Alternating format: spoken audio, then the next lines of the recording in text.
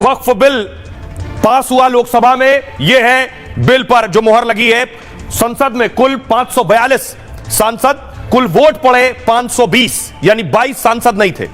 288 vote वक्फ bill के समर्थन में पड़े, विरोध में 232 वोट पड़े और 56 वोटों का अंतर था, यानी 288 समर्थन में, 232 विरोध में, और वक्फ बिल पास हो गया। लेकिन वक्फ बिल पास होने के बाद देश की तस्वीर मैं आपको दिखाऊं, पास होने के बाद कैसे जश्न मन रहा था अलग अलग जगहों पर। यह तस्वीर देखिए जरा। यह वक्फ बिल पास होने के बाद सुबह पटाखे जलाए जा रहे थे।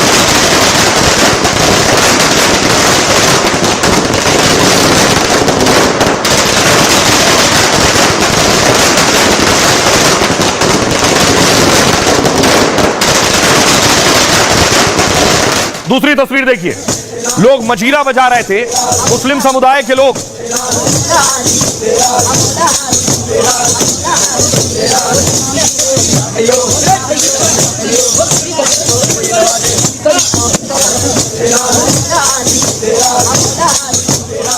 तो एक तबका था जो समर्थन में था, दूसरी तरफ कोलकाता में देखिए विरोध प्रदर्शन हो रहा था। वक्फ बिल के विरोध में भी लोग सड़कों पर उतरे थे। बीजेपी तेरी तानाशाही नहीं चलेगी, नहीं।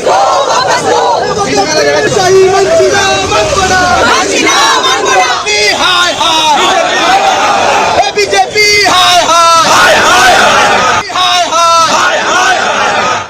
तो एक तरफ कोलकाता में विरोध हो रहा था, तो देश के दूसरे हिस्से में वक्फ बिल का समर्थन हो रहा था। मुस्लिम समुदाय के लोग ही वक्फ बिल का समर्थन कर रहे थे और नारे लगा रहे थे।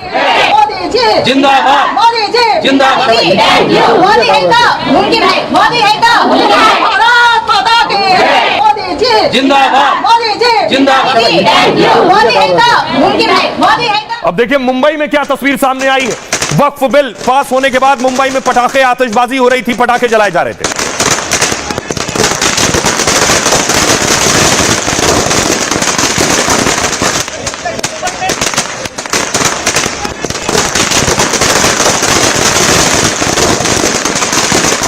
और इसी मुंबई में जहां पटाखे जलाए जा रहे थे वहां विरोध भी हो रहा था। यह भी मुंबई की तस्वीर है वक्फ बिल पास होने के बाद। अल्लाह का मसला है, हम कानूनी तौर पर जैसा भी होगा, चाहे हमें जेल जाना पड़े, चाहे हमें अफसूली में चढ़ा दो, अब हम सर पर कफन बांध चुके हैं, हम अपना हक लेके रहेंगे।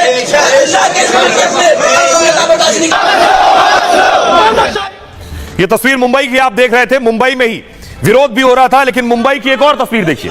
मुंबई में ही हक में नारेबाजी भी हो रही थी। शान, देश का अभिमान, देश का मान, अरे देश का नेता कैसा हो, मोदी जी आप आगे बढ़ो, मोदी जी की शान में।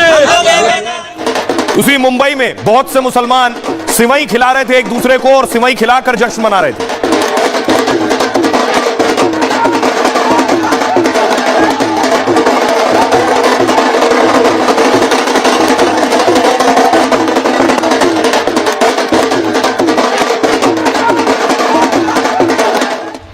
वक्फ बिल आया है तो वक्फ मध्य प्रदेश वक्फ बोर्ड के जो अध्यक्ष हैं वो खुद पहुंचे शुक्रिया अदा करने के लिए, धन्यवाद देने के लिए। मध्य प्रदेश के मुख्यमंत्री मोहन यादव का सीएम से मुलाकात की।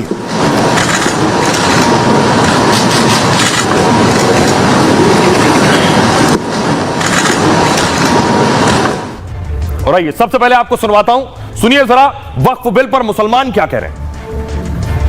मोदी जी ने सौगात दी है, ये बहुत सराहनीय है, ये ना भूलने वाली है। इससे मुसलमान बहुत सशक्त होगा, उसके विकास का नया अध्याय आज लिखा जाएगा, जिसके लिए हम मोदी जी का बहुत धन्यवाद करते हैं। सर हमारे हित का काम हो दिया, मोदी जी ने बहुत अच्छा सोचा हम लोगों का। ना मस्जिदें छिनेंगी ना मदरसे छिनेंगे।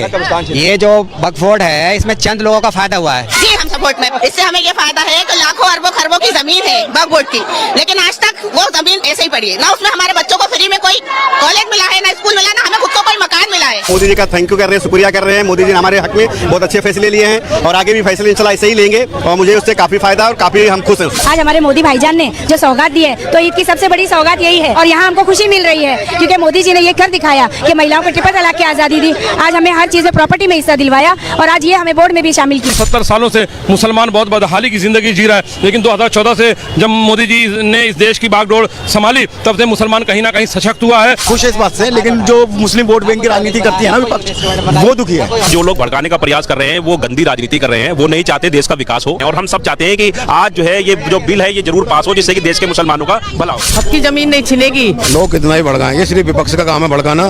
बाकी मुस्लिमों के हक में काम कर रहे हैं मोदी जी, ये बहुत अच्छा काम कर रहे हैं और वक्फ को चोरों से बचा रहे हैं। अब आपको बताऊं, वक्फ बिल जो पास हुआ है लोकसभा में उसमें बहुत से संशोधन हुए हैं और उसमें बड़ा रोल नीतीश कुमार की जेडीयू और नायडू की टीडीपी का भी है। नीतीश और नायडू का भी असर नए बिल पर पड़ रहा है। क्या बदलाव हुए, हम इस बहस के बीच बदलाव की बात नहीं कर रहे हैं। जो बदलाव हो गए हैं वो जानने बहुत जरूरी है। पहले वक्फ बिल और कल जो वक्फ बिल पेश हुआ है उसमें अंतर है। दरअसल सरकार ने मूल ड्राफ्ट में 14 बदलावों के बाद इसे पेश किया है। इनमें ज्यादातर सुझाव नायडू और नीतीश की पार्टी से थे, जिसके बाद टीडीपी और जेडीयू ने समर्थन का फैसला किया। देखिए पहला क्या बड़ी चीज जो पहला बदलाव हुआ, यह कानून रेट्रोस्पेक्टिवली लागू नहीं होगा। मतलब अब जब तक जो प्रॉपर्टी वक्फ बाय यूजर थी, कानून लागू होने के बाद भी वक्फ बाय यूजर रहेगी। अब यह वक्फ बाय यूजर क्या होता है, बशर्ते वक्फ की उस प्रॉपर्टी पर कोई कानूनी विवाद ना हो। शर्त यह भी है कि वक्फ की वो प्रॉपर्टी सरकारी नहीं होनी चाहिए, यानी वो प्रॉपर्टी जो अब तक वक्फ की थी वो सरकारी ना हो। अगर कोई संपत्ति लंबे समय से धार्मिक या चैरिटी में इस्तेमाल होती थी तो बिना औपचारिक दस्तावेज के भी उसे वक्फ माना जाता था। जैसे मस्जिदें और वक्फ प्रॉपर्टी, ओवैसी जो बार बार कह रहे हैं मस्जिदें छिन जाएंगी, बाकी प्रॉपर्टी छिन जाएंगी, ये जो बदलाव है ये उस पर काम करेगा। भले ही उस प्रॉपर्टी का वक्फनामा ना हो, दस्तावेज ना हो, मतलब भले ही उनके पास वैध दस्तावेज ना हो, इसे वक्फ बाय यूजर प्रावधान कहा जाता था। यानी जो प्रॉपर्टी वक्फ के पास है और दस्तावेज नहीं है, अगर उसका कोई विवाद नहीं है और विवाद चल नहीं रहा है, वो सरकार की नहीं है, तो उसके साथ कोई छेड़छाड़ नहीं होगी। बड़ी चीज ये। दूसरा, वक्फ प्रॉपर्टी अब जिला कलेक्टर तय नहीं करेंगे। पहले यह अधिकार जिला कलेक्टर को दे दिया गया था, इस पर भी बवाल था। कलेक्टर को तय करना था कि प्रॉपर्टी वक्फ की है या नहीं। दिसंबर में बिल आने से पहले यह काम सर्वे कमिश्नर के पास था, लेकिन कल संसद में जो बिल पेश हुआ उसमें बड़ा बदलाव किया गया। अब राज्य सरकार द्वारा नामित अधिकारी इस काम को पूरा करेगा, कलेक्टर नहीं। मुस्लिमों को डर था कि डीएम की वजह से सरकार का कंट्रोल बढ़ जाएगा, इससे वक्फ कानून में राज्य सरकार की